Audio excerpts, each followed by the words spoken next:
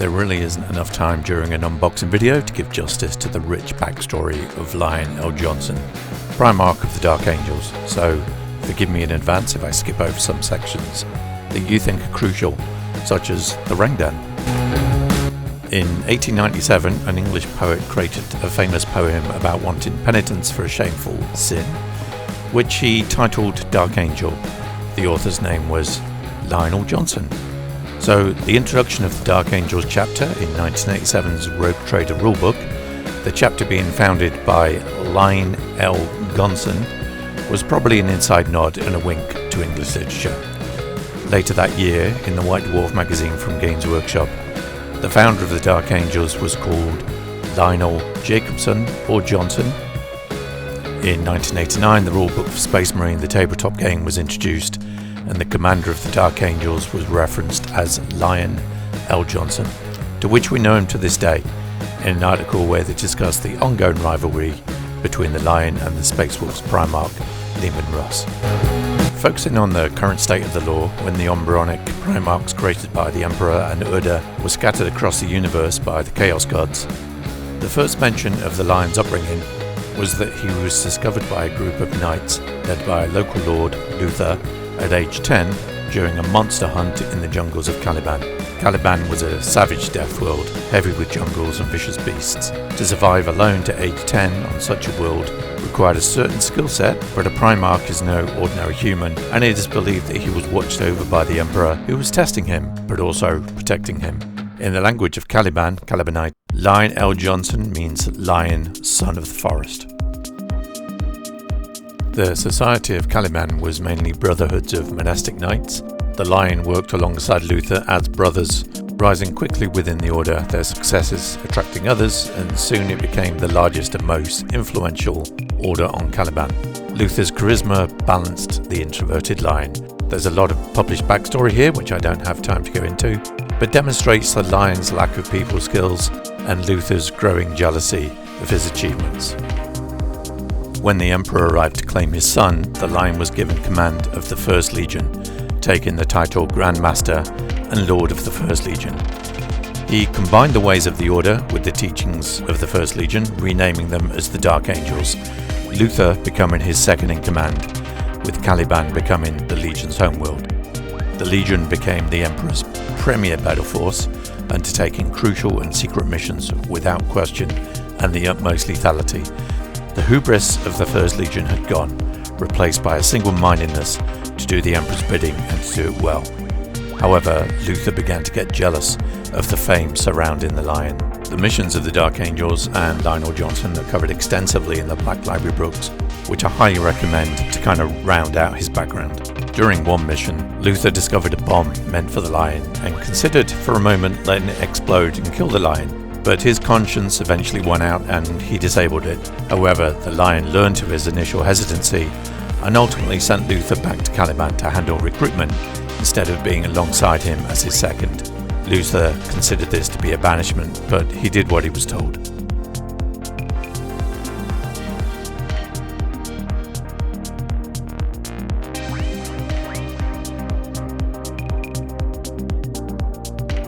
One of the caveats of this figure is that the soft plastic robing that sits under the pauldrons limits the raising of the upper arm and therefore the posability of the figure. The joints are quite stiff, but this is good in my opinion, as it is able to hold a pose.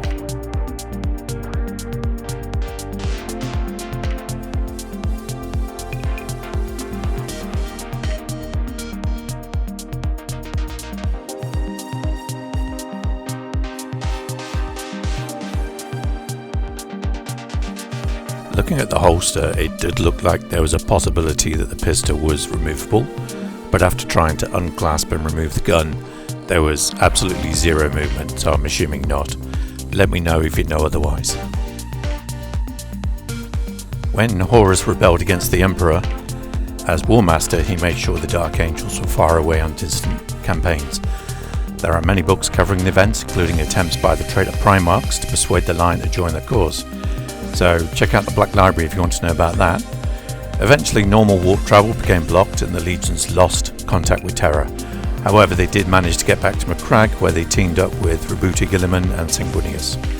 Fearing the Imperium lost, the three of them founded the Imperium Secundus, and Lion became the Lord Protector of this new empire.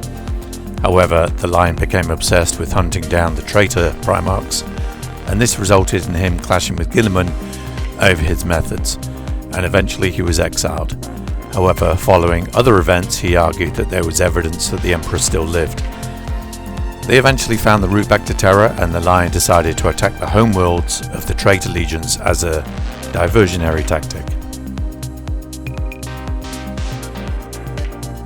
He also eventually joined with the Space Wolves and Raven Guard to send troops back to Terra.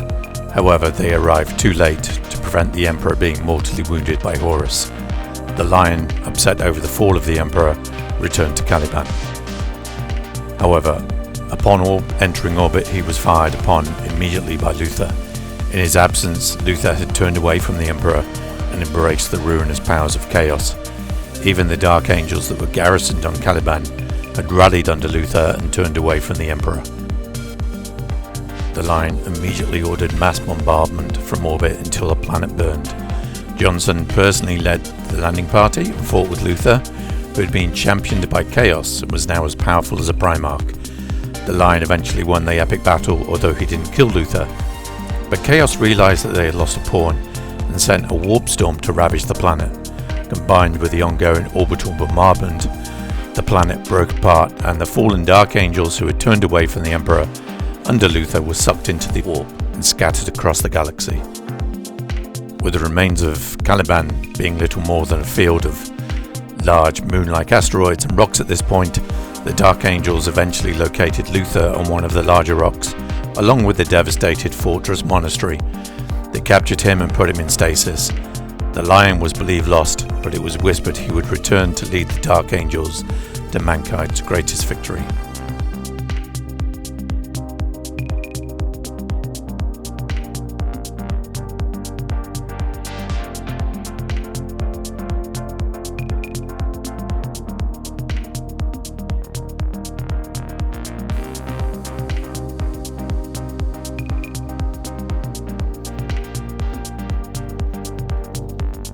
On the Warhammer model, the halo is removed when using the winged helmet variant, but on the JOYTOY version, the halo isn't removable.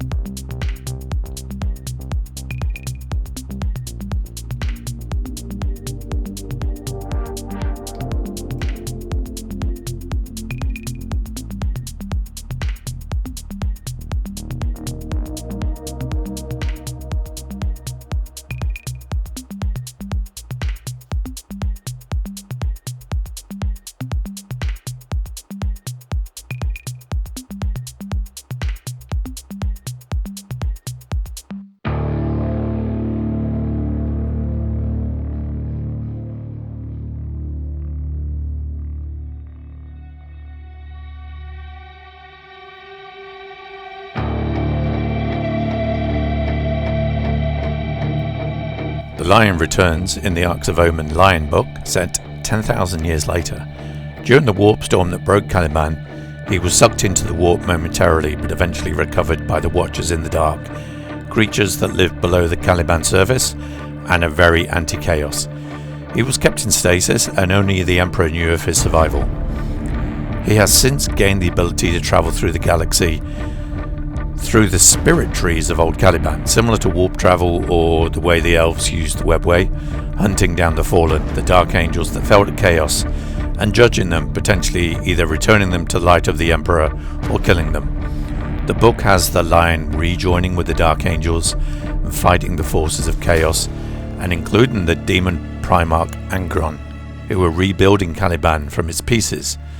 They now call this Wormwood, and they create an engine that allows the planet to create new webway routes as they search for a hidden vault of godlike weapons. That is where we currently are in the Warhammer 40,000 lore of Lionel Johnson.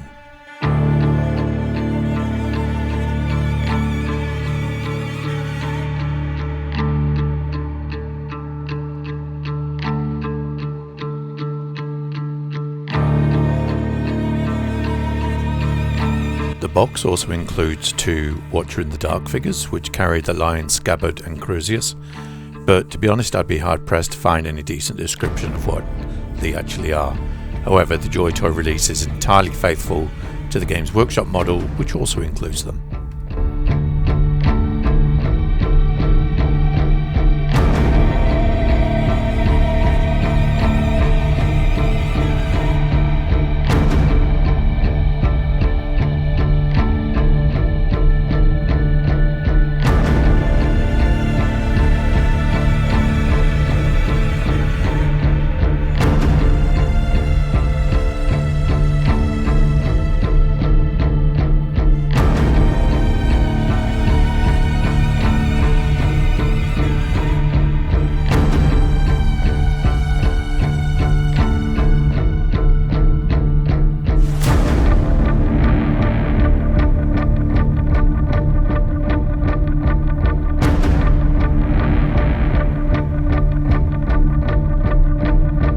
This unboxing is intended to show you what you get in the pack if you purchase it.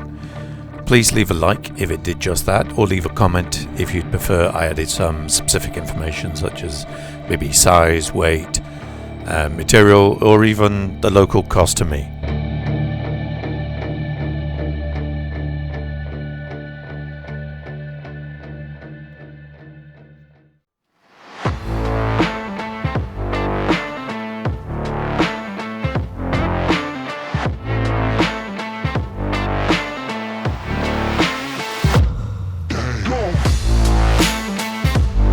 Remember to add a like, please, if you found this unboxing useful, and also please subscribe if you wish to stay informed on unboxings on future and some past JOYTOY.Warhammer 40,000 releases.